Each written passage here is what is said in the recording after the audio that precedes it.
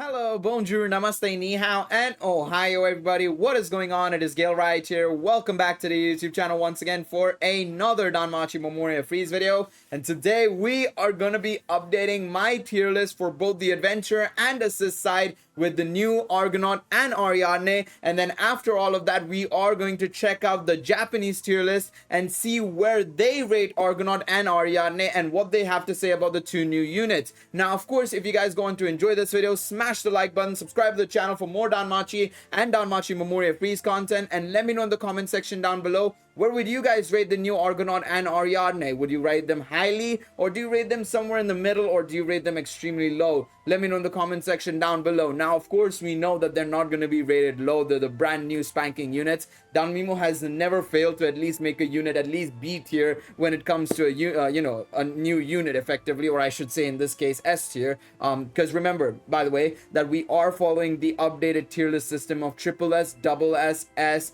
A and B, of course, right? So they've never failed to make a unit at least S tier when it comes to a brand new unit, or double S, and I don't think that's gonna change even today, to be quite honest, because I'm gonna rate Argonaut as a double S character. Now, the only reason why I'm not rating him higher, because I genuinely think that he could easily breach into the triple S category potentially because of how good he is in PvP, but I feel like there are some flaws to his game, and I think a majority of his flaws come from his side of being effectively a not so great PvE unit. And in terms of the PvP side of things, I feel like there are some hidden flaws I feel like that can be covered up by a unit that will release maybe in part 2 or part 3 of the 6th anniversary. But I feel like Argonaut needs a little bit more. I feel like I don't know, I feel like maybe it's also my team building that didn't really pan out the way I thought it would, at least in the showcase video. But I was slightly disappointed by some of the performances that were being displayed later in the video itself, right, against magic teams and stuff like that. Now,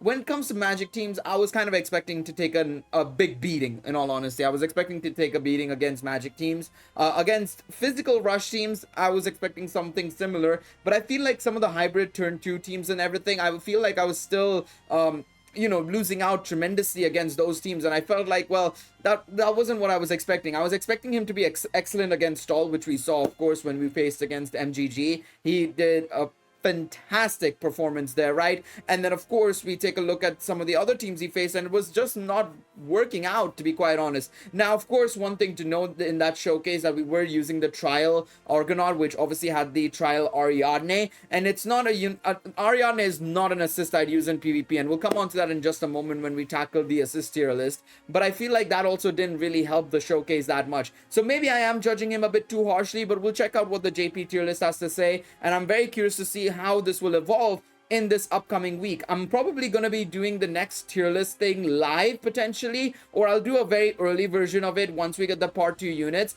and then afterwards I'm going to do a live iteration of it so that we can judge all the units perfectly with you guys in the live stream as well, talking to me and letting me know what you guys think as well, because I genuinely think Argonaut is really strong. I feel like he's basically, in terms of PvP, he's basically kind of like Hero Festa Bell, if not a better version of Hero Festa Bell. But I feel like what's drawing him back a little bit is, in my personal opinion, I feel like maybe potentially some of the options to go alongside him potentially, or just generally the assist selection that I had wasn't really the best for this Argonaut, to be quite honest. So I'm gonna wait and see. I want to see what happens next week. I feel like next week is going to be extremely telling. I say next week, this upcoming week where we get war games, it's going to be extremely telling to see what exactly happens. And of course, remember that this is a perfect opportunity. I'm very, very glad that we are getting war games this week, because part 2 units along with war games, it's going to be fantastic. It's going to be a lot of fun to test these units out. So it's going to be a very interesting upcoming war game season, to be quite honest. It's going to be interesting to all hell and back, so I'm very excited to see. But for now, I'm gonna keep him in double S, because I feel like he's just missing that little bit. For me to push him up into triple S. On the other hand, I am going to put Ariadne in triple S, because of course she is effectively an alternate version of this Felice, to be honest, right? She's an alternate version of this adult Felice right here, right? Obviously quite a bit of a difference. Obviously, Adult Felice gives counter rate, right? Whereas Ariadne gives the 25% magic res up, which arguably can be a good thing or bad thing, right? Of course, if you're going into, like, say, for example, the Revis fight, right? Or not Revis, Riveria fight, sorry, right? Riveria Record Buster, right? And you're running this Ariadne. Well, you're increasing your magic res, which may lead you to potentially, well, not countering on certain occasions because you're taking 0 damage, right? So that can be a little bit of a problem. On the other hand as well, you are also stripping away her magic buffs, because remember that instant effect is happening, right, as well. Of course, that is something that can come in handy as well. So there are benefits to running Ariadne. I think especially if you aren't able to survive, Ariadne is probably a better option for you than Felice, of course, right? Especially for Riveria's Record Buster. But I feel like generally Felice is still the better option because of the counter rate. Honestly, I do believe that to be the case. But of course, if you don't have Adult Felice, well, Ariadne is your next best option. Like me, for example, I had Felice +2. I decided to summon and I ended up getting Ariadne +2 as well. So thanks, game. Appreciate it big time. But yeah, that's literally my missing piece of the puzzle, right? So it's unfortunate that that happened, but it is what it is. It happens. You know, shit happens, as they say. But I think that now that we're getting this 25% STR up assist, right, I think it's very possible to talk a little bit about part 2 as well. I think it's very possible that we might see potentially part 2 releasing a 25% magic assist as well. So keep that in mind, of course, when you are summoning in the upcoming parts as well, is that we might get something like that happening. So if you are running a magic team, well, hallelujah for you, because that's going to work out tremendously in your favor, of course, right? But we'll have to wait and see, of course. Part 2 coming out tomorrow. We'll have to wait and see. But yes, Ariadne, triple S for me. I think hands down, no questions asked. She goes into triple S for me. So there are my unit placements for now, I'd say. So far, it's been pretty much the same. I think I've done everything the same so far. I feel like there's no other way to describe it, but that's just how it is. You know, the anniversary units are good in terms of the adventures, but they're just missing that something. I feel they're just missing, all of them are missing that something, and I don't know. I know for some of them what it is, but I feel like generally I don't know what's happening over at WFS, that they're just missing the mark with these units a little bit, because I feel like there was potential for Rivera easily triple S. You know, there was potential for Bet easily triple S as well. Eyes easily triple S, Harihime easily triple S, and same with Argonaut. But something's missing from each and every single one of them, and I don't know why they're doing that. Whereas on the assist side of things, of course, they're updating the assists basically and adding alternate versions of them, which is obviously extremely handy, because of course some people didn't get an opportunity to get Felice for obviously this you know, Lily minus 20% agility. Ryulu and Alan are both time limited, so of course getting a non-time limited option in Lily is fantastic. Loki we didn't give her triple S, to be fair. I did give her the same as Australia, because ×1 null, physical, and magic in this day and age just doesn't cut it. It should have been ×2, so fair enough. So yeah, there are the assists anyways. So let's go over to the JP tier list and see what they're cooking over there. So hopefully they should have updated it. I'm gonna refresh, maybe. I'm gonna see if I can refresh. 1 second. I think it should have refreshed. I mean, I'm gonna get spoiled anyway, so we may as well. Let's see. Let's scroll down and see. Okay, so I was right to an extent. So I was right with Argonaut. Yeah, in double S is where they've placed him. I absolutely agree with that. Ariadne is only double S in player versus boss, and honestly, I can kind of agree with it purely because of course of the magic res. I can see them putting it down there, but I also know that the JP tier list is a lot more harsher when it comes to stuff like this. When it comes to assists specifically, they're way harsher than I am when it comes to assists. I think they only have like 6 assists at triple S, whereas I have like 20.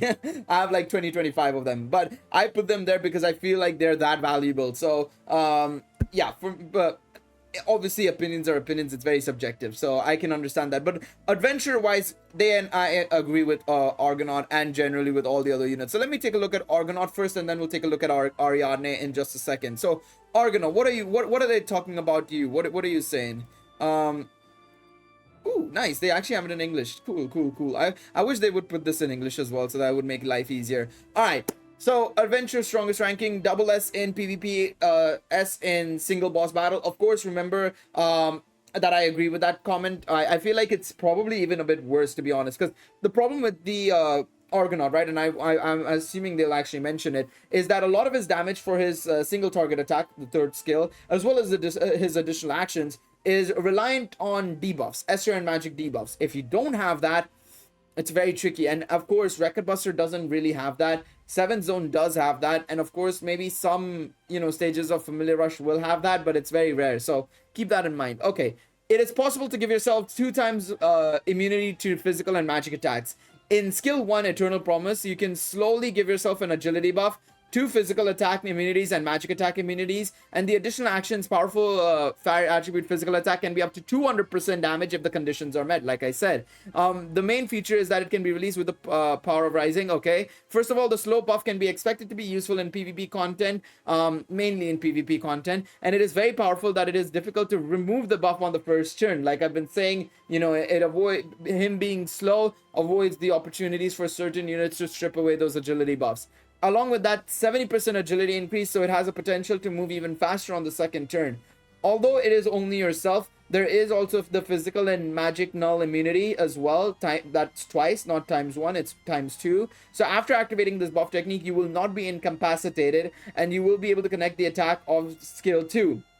However, it should be noted that even if Nocturnal Elf Ryu's Soul Recall is activated, it will not be invalidated 4 times. So this is a question that a lot of people had. Can you stack Nocturnal Elf Ryu and Argonaut? You cannot, because buffs between adventures, as they say right here, cannot be stacked at all. They cannot. It's assists and adventures can stack their buffs. Assists on assists and adventures on adventures, they cannot be stacked. They overwrite, but they don't stack. So keep that in mind. In addition, the maximum fire power of the fire attribute attack of the additional action is powerful, but the power increases with the power of magic, power and magic debuffs received by you. So in score attacks such as the glory challenges, if the enemy does not release a debuff, the power feels a little difficult to use it, that it does not rise. So basically what they're saying here is in scoring stages like Record Buster and stuff, because the enemy does not release a debuff of Escher and magic, the damage boost that you should be getting in your additional actions and stuff, it's not that great because there is no Escher and magic debuffs on you, right? So keep that in mind. A debuff that reduces physical and magic res at the same time attached to an all attack skill. Skill 2, the main weapon technique Salvation Flame, increases your strength and dexterity by 70% and your fire attack damage by 100% and strengthens the firepower immediately. Temporary strength boost, of course, right?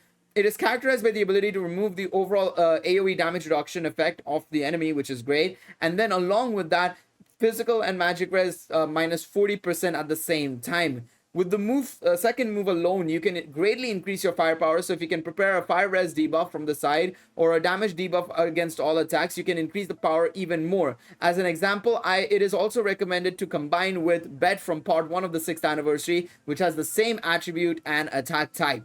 Along with it, they have mentioned also the 40% physical res and magic res of all enemies is the maximum value that can be given by adventures, which is great. So you can use it in a physical and magic party as well, of course, right?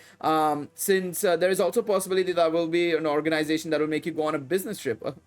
Okay, a business trip. Since it has a similar technique composition to Hero Festa Bell, which is limited to the Hero Festival, the strategy can be balanced. So yeah, basically they're saying because of course Hero Festa Bell is something similar right here. Because he's Hero Festa, he's time limited, you can use this as an alternative, of course, right?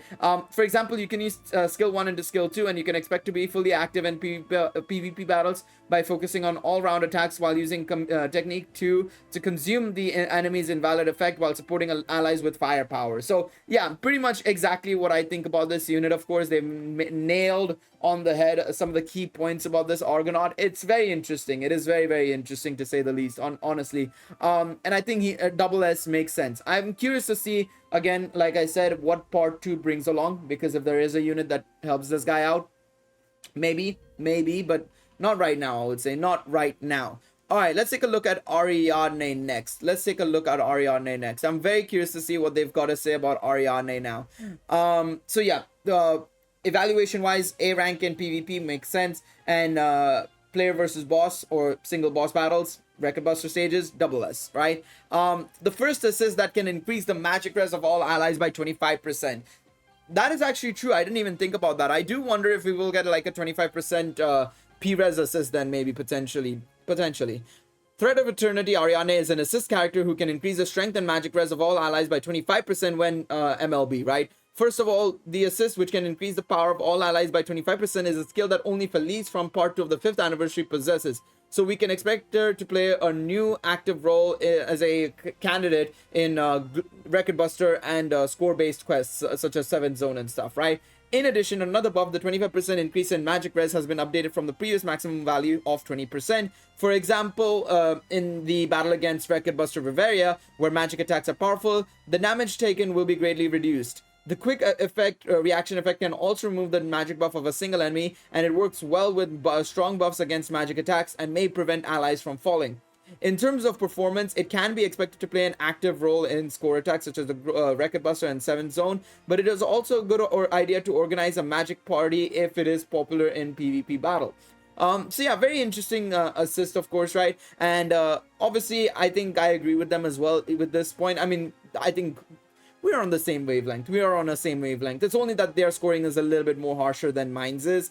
That being said, I really wouldn't, be blaming them for putting her in SS because of certain drawbacks that I mentioned, of course, right, with counters and stuff. But yeah, let me know what you guys think, of course, down below in the comment section below. Hopefully you guys enjoyed this video. Again, like I said, next week I want to try and do a live stream dedicated to doing a full tier list video as well, pretty much on live stream, right? And maybe we can make changes then. Of course, if you guys enjoyed this video, remember to leave a like down below, subscribe to the channel, and of course, let me know your own rankings for these 2 new units in the comment section down below. Until the next one, guys, take it easy, everybody. Bye-bye.